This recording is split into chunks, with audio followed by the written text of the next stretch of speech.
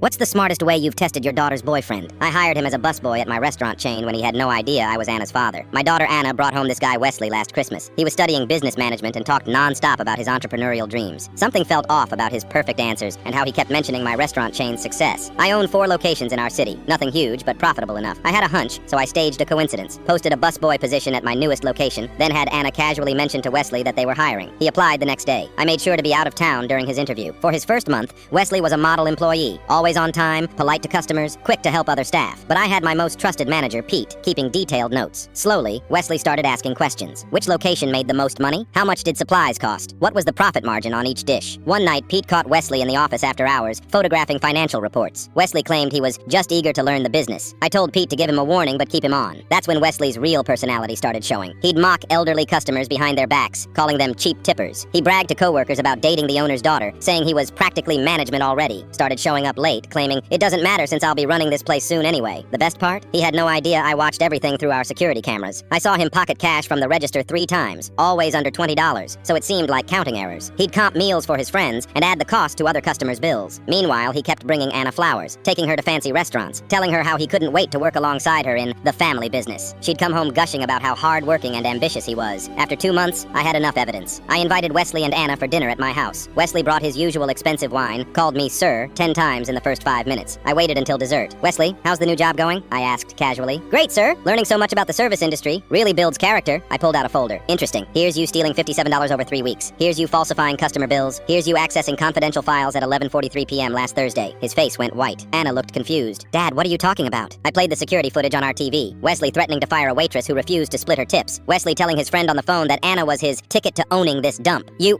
set me up," Wesley sputtered. "No, I gave you a job. You showed me exactly who you are." Anna stood up, shaking. "All those things you said about building a life together, you were just using me to get to my dad's restaurants?" "Baby, I can explain. Don't bother." I cut in. "You're fired, by the way, both from the restaurant and from dating my daughter." Wesley stormed out, claiming he'd sue me for entrapment. Never heard from him again. 2 weeks later, another busboy, Owen, asked Anna out. He'd been working for me for 3 years, never knowing she was my daughter. Always treated customers with respect, stayed late to help others, donated his tips to our Christmas fund for struggling families. They're getting married next spring. Owen still doesn't let me comp his meals when they visit the restaurant. Says he wants to support the business properly. The best part? He's a better businessman than Wesley ever was. Noticed ways to reduce food waste, improved our scheduling system. Never once asked about profit margins or ownership. Just wanted to do his job well. I made him manager last month. Not because he's dating Anna, but because he earned it.